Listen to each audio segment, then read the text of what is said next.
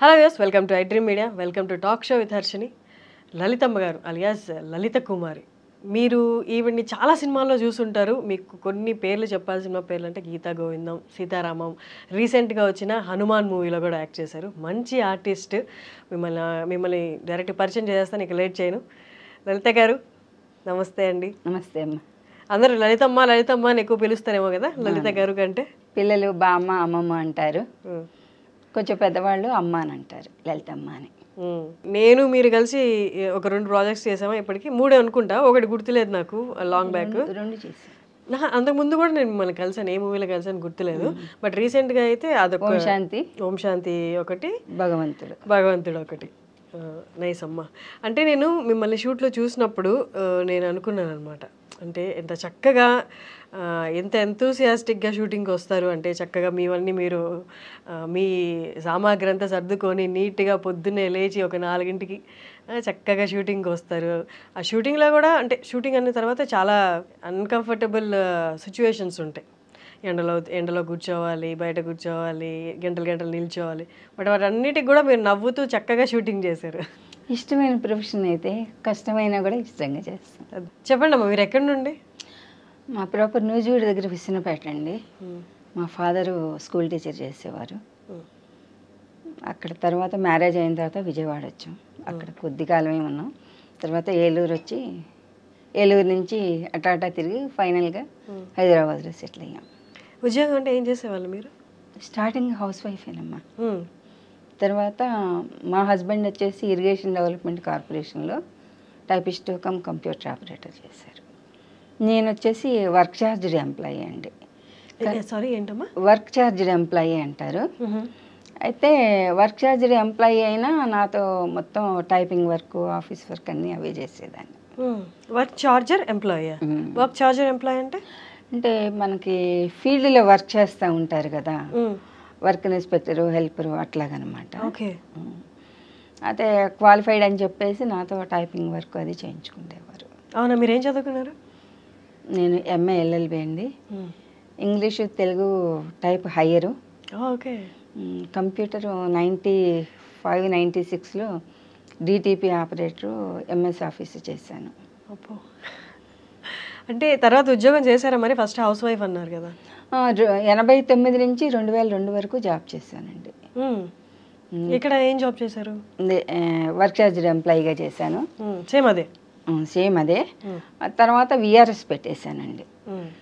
VRS పెట్టేసి job చేసేటప్పుడే night కాలేజీలో లా చదివాను. లా ప్రాక్టీస్ చేశానండి అప్ టు 17th వరకు. 2017 వరకు. ఎప్పటి నుండి? 2003 నుంచి 2017 వరకు. ఓకే. ఎక్కడ ప్రాక్టీస్ చేశారు? హైదరాబాద్ అండి. Rangareddy court, Sangareddy, Kukatpally court. Lawyer గారితో మాట్లాడుతున్నానైతే నేను. చాలా జాగ్రత్తగా మాట్లాడాలి. ఓకే అమ్మా, 17 వరకు చేశారు. మరి సినిమాల వైపు మక్కువ ఎలా కలిగింది? ఎప్పుడు వచ్చారు సినిమాల్లోకి? నాకు చిన్నప్పటి నుంచి సినిమాలు అంటే చాలా ఇష్టం అండి. నా 17వ సంవత్సరంలో మా ఫాదర్ని అడిగాను, నాకు సినిమాలు అంటే చాలా ఇష్టం నాన్నగారు. 15వ సంవత్సరం, 17 కాదు.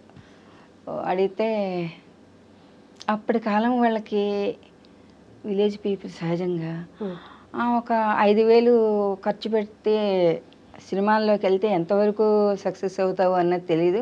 అదే 5,000 ఉంటే నీకు పెళ్లి చేసి చెప్తారండి, పంపించవచ్చు కదా అని అన్నారు ఫాదర్. ఎంతమంది మీరు? మేము 3 ఆడపిల్లలు, 3 మగపిల్లలండి. ఆ రకంగా మ్యారేజ్ షిఫ్ట్ అయిపోయింది లైఫ్.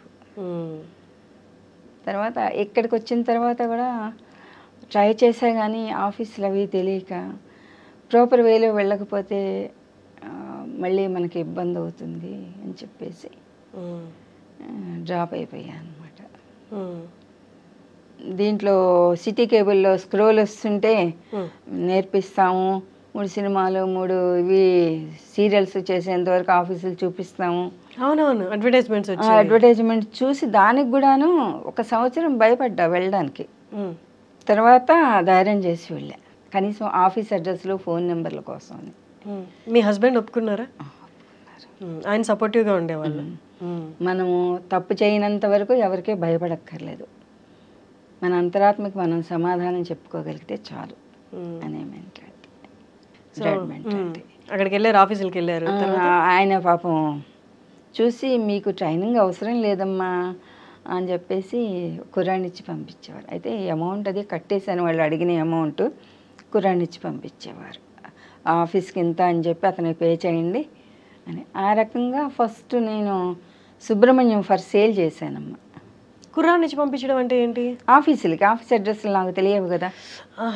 ఓకే, మూవీ ఆఫీసర్స్కి ఆయన పంపించేవారు. కుర్రాడు తీసుకెళ్ళేవాడు. ఆ టైంలోనే దిల్ రాజు గారి ఆఫీస్కి వెళ్తే వాళ్ళు సెలెక్ట్ చేశారు సుబ్రహ్మణ్యం ఫర్ సేల్కి. అది ఫస్ట్ సినిమా. ఓకే. తర్వాత తేజ గారి ఆఫీస్కి వెళ్ళాము. ఆయన అన్నారు, ఇదేనా ఫస్ట్ అంటే ఇదేనండి అంటే, అందరూ మా ప్రాణాలు తీయడానికి వస్తారేమిటి అని అన్నారు.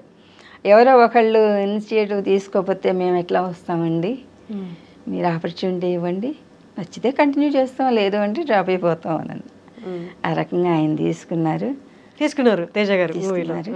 అయితే ఆయన దగ్గర చేయడం అందరూ భయపడతారు కానివ్వండి, లేదండి ఆయన మనకి మంచి ట్రైనింగ్ ఇస్తారండి. తేజ గారి దగ్గర చేస్తే మనం ఏ ఇన్స్టిట్యూషన్లోనూ ట్రైనింగ్ తీసుకోకపోయినా హ్యాపీగా వెళ్ళిపోగలుగుతాం. మంచి గురువు అండి. నేనైతే అదే చెప్పుకుంటాను, నేను ఏకలవ్య శిష్యురాలను ఆయనకి అని అంట. చిన్న చిన్న టిప్స్ దాన్ని ఫాలో అయిపోతే చాలు, మనం హ్యాపీగా ఉంటుంది. నేనైతే ఆయన్నే నా గురువుగా భావిస్తాను. అంటే ఏ డైరెక్టర్ అయినా ఒక్క రకం, ఆయన ఒక రకం, అందరూ మంచి గురువులే. నేర్చుకోవాలి అంటే తేజ గారు లాంటి వ్యక్తి దగ్గర అయితే ఆయన తిడతారు, కొడతారు అంటారు, కానీ అది తప్పండి. ఎందుకంటే 10 మందిలో మనం ఆయన తిట్టారు అంటే మనలో కసి పెరుగుతుంది. ఇంతమంది ముందు మనం తిట్లు తిన్నాం, మళ్ళీ ఇంకోసారి ఆ పని చేయకూడదు, జాగ్రత్తగా ఉండాలి, మాట పడకూడదు అనేటువంటి పౌరుషం పట్టుదల పెరిగి జాగ్రత్తగా చేస్తామండి. అది నా ఫీలింగ్. వాళ్ళకు కూడాను ఒక ఇది ఉంటుంది కదా, 10-15 టేకులు తీసుకుని చెప్పినా కూడా వినిపించుకోకపోతే విసుగొస్తుంది ఏ డైరెక్టర్కైనా, కామన్. అది మనం అర్థం చేసుకుని ఫాలో అవ్వగలిగితే హ్యాపీ లైఫ్. ఇప్పుడు వరకు ఎంతమంది యాక్టర్స్తో ఓవరాల్ ఎన్ని సినిమాలు చేసి ఉండొచ్చు మీరు? ఒక 75-80 దాకా చేశానమ్మా. 80 సినిమాలు చేశారు. మీకు ఈ 80 సినిమాల్లో ఈ యాక్టర్తో వర్క్ చేయడం చాలా మంచి ఎక్స్పీరియన్స్, చాలా మంచి వ్యక్తిత్వం కలిగిన యాక్టర్ అనిపించిన యాక్టర్ ఎవరైనా ఉన్నారా? అందరితోటి మెయిల్ కానీ ఫీమేల్ కానీ మీకు బాగా నచ్చిన, ఇప్పటికీ బాగా నచ్చే వాళ్ళు? అందరితోటి నేను కంఫర్ట్గానే ఫీల్ అయ్యానమ్మా. అందరూ కూడా నన్ను హీరోలు ఏంటి, మన గీత గోవిందంలో చేసిన విజయ్ దేవరకొండ, బాగున్నారా బామ్మగారు అని పలకరించేవారు. అమ్మాయి రష్మిగా కూడా అమ్మమ్మ బాగున్నా అంటే ఆ సినిమాకి తగ్గట్టుగా పిలిచేవాళ్ళు. ఒకళ్ళు బామ్మ అంటే ఒకళ్ళు అమ్మమ్మ అని. ఆ రకంగా రీసెంట్గా సరిపోదా శనివారం చేసాము నానిగారితో మొన్న. ఆయన కూడా బాగా కోఆపరేట్ చేశారు, బాగా చేశారమ్మా అని ఆయనతోటి కలిసి చేసామండి. నానిగారిది వర్కింగ్ ఎలా ఉంది? ఆయన ఎలా ఉంటారు సెట్లో? మీకు ఏమనిపించింది ఆయన యాక్టింగ్ చూస్తే? Cool person, very cool. మన ఇంట్లో పిల్లాడు ఎట్లా ఉంటాడు అట్లాగే ఆయన. అంటే నార్మల్గా అందరు న్యాచురల్ స్టార్ అంటుంటారు కదా, మీకు అక్కడ యాక్టింగ్ చూస్తున్నప్పుడు కూడా అలాగే అనిపించిందా? ఎంత చేస్తారు? చాలా న్యాచురల్గా చేశారు. మన వాళ్ళు ఎవరైనా ఇంటికి వస్తే ఎట్లాగా మనం కొంచెం హ్యాపీ ఫీల్ అవుతూ చెప్తాం ఏదన్నా, అట్లాగా చాలా హ్యాపీగా చాలా కూల్గా చెప్పారు.